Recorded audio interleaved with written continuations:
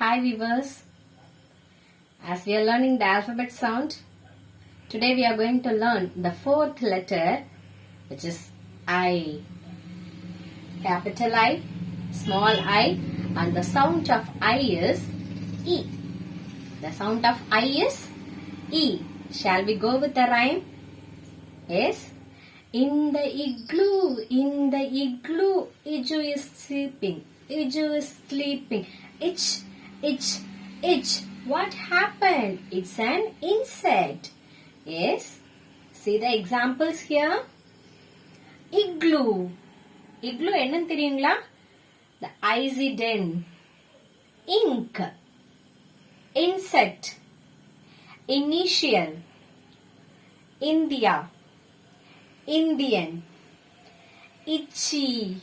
And the last is Italy. Thank you.